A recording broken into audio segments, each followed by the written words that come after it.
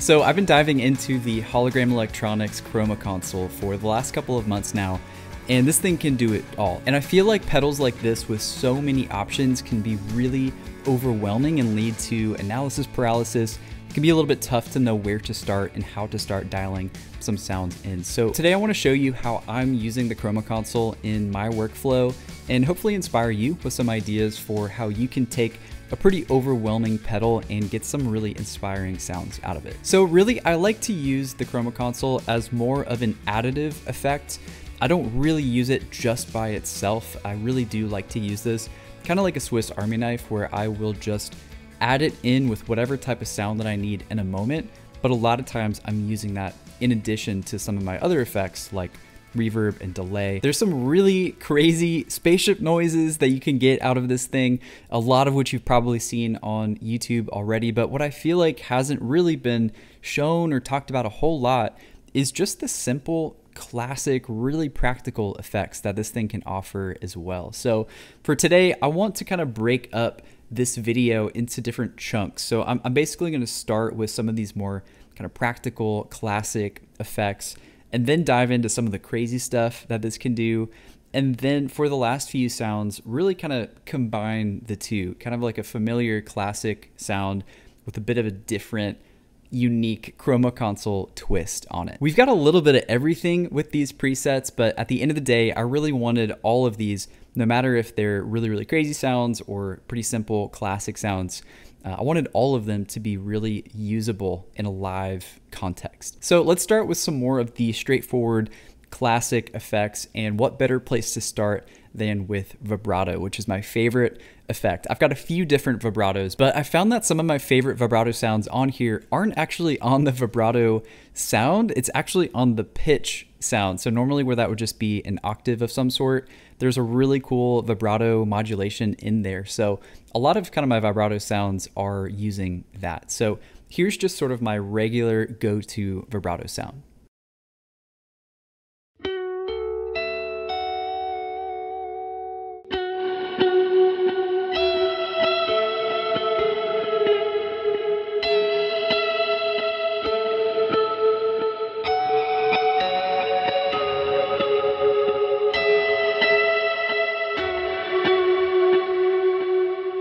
You can hear it's a little bit irregular. It's not like a regular vibrato where there's a really kind of normal wave to it.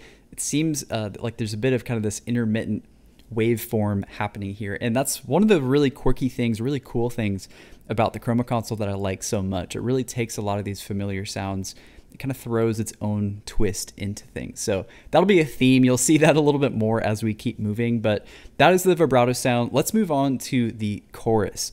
Similarly, chorus is another effect on here that kind of has its own twist. It sounds pretty unique. So here's what that sounds like.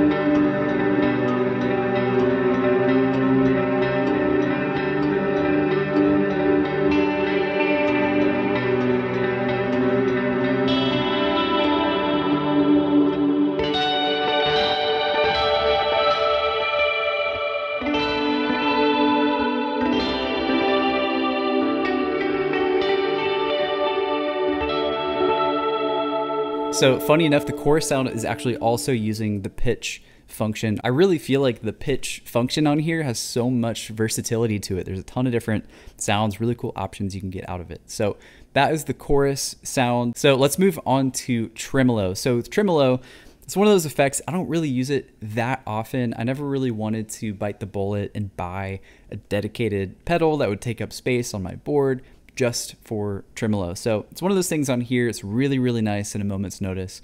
If you need it, you can pull it out of your back pocket. So a lot of cool options with this, but here is how I have that dialed in.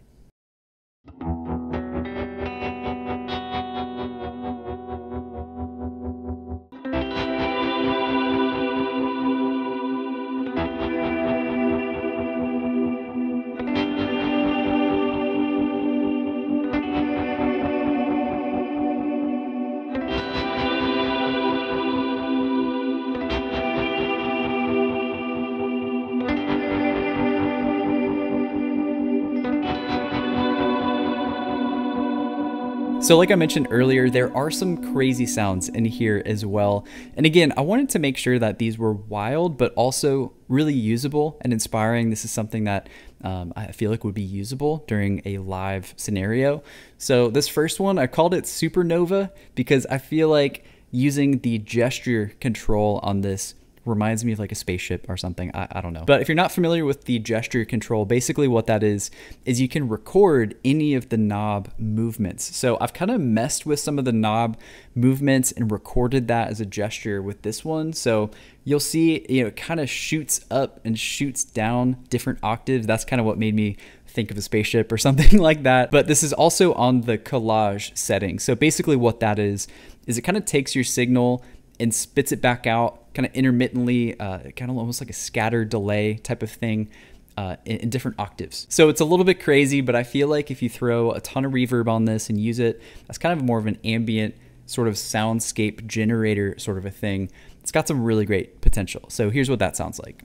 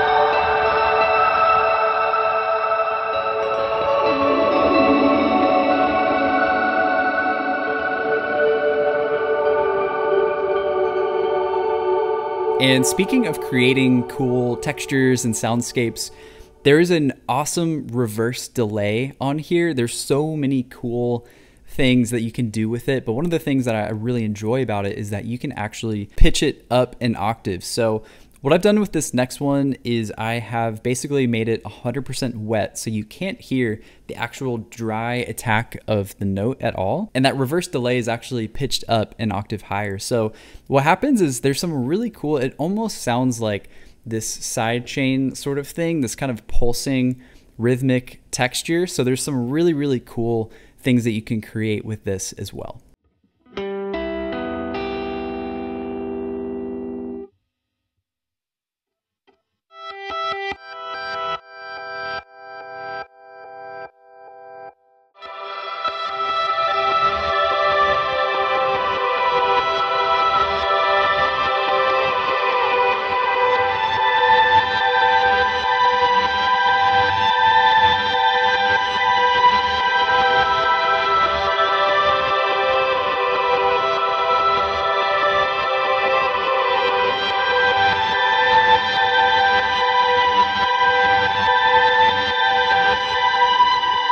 And the last kind of experimental sound that I have here is kind of a combination of a couple of different modules on here. I'm basically using the pitch effect to pitch up an octave, and it also has a little bit of that modulation, kind of like what we heard with the vibratos. And I'm using that with the filter knob on here, which is really cool. It's almost acting like I'm turning the tone knob on my guitar down quite a bit. So it kind of deadens the dry note, making the octave stand out a little bit more. And then on top of all of that, there's a really cool kind of three-dimensional moving delay. You'll hear it in some of these sound clips here in a second, but the delay really kind of moves quickly back and forth from left to right. I definitely recommend having some headphones as you're listening to this. So here's what that sounds like.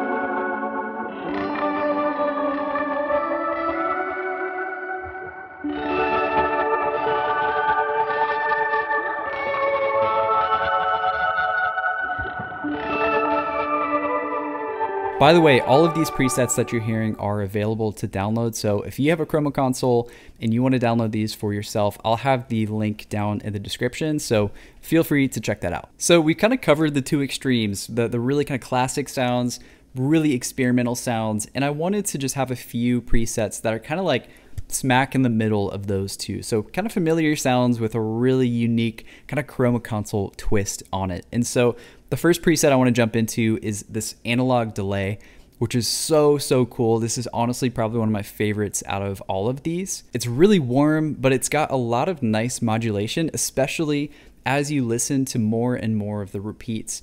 It begins to get this really cool, this really nice kind of modulation sound to it. So I like to use this on its own, but what's really cool with the Chroma Console is you can actually sync it up to a MIDI controller that's sending MIDI clock. So basically what I've done here is I have MIDI clock sending to the Chroma Console as well as the timeline delay.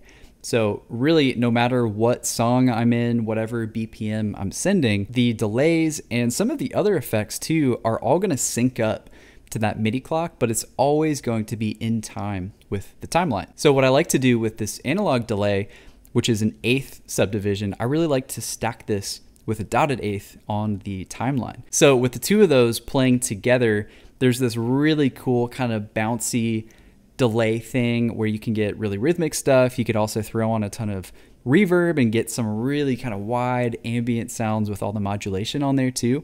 So here's how I like to use that.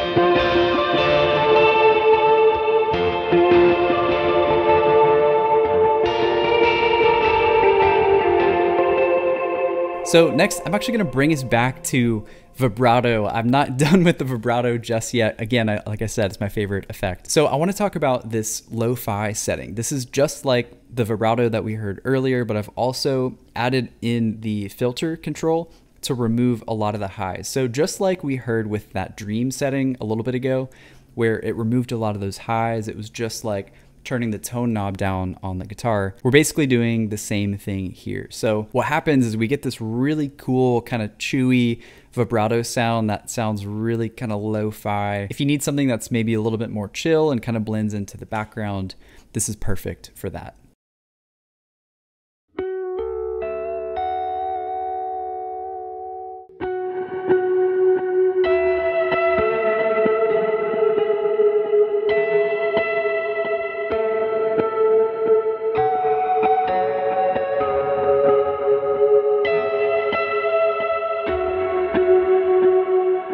And while we're talking about vibrato, we'll talk about the last vibrato preset that I have.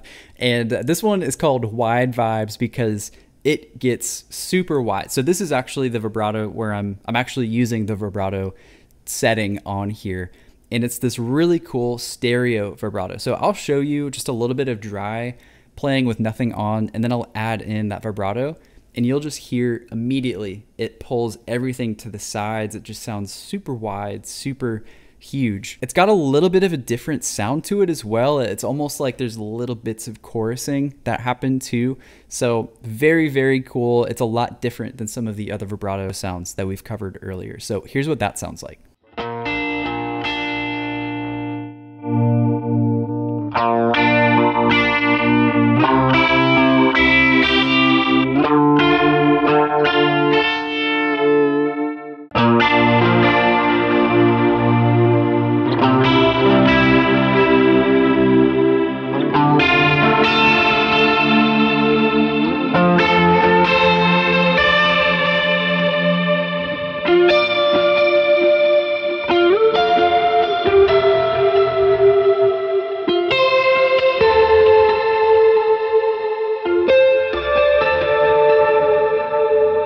also have this huge fuzz setting on here.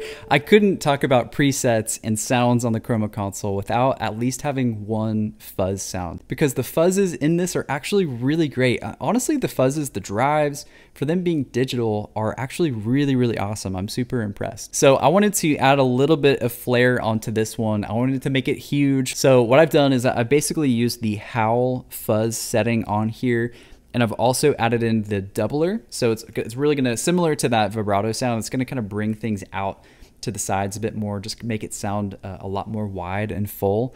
And I've also added on just a little bit of reverb coming from the space reverb sound on here. So just using those three together really just sounds like this big, full fuzz sound. So I'm gonna show you one clip just by itself with no other effects on. And then just in case you're worried that this might not actually be usable for like a Sunday morning worship context, I'm gonna also show you that it's not too out of control. You could use it for a really big driving lead guitar part as well. So I'll show you those two back to back.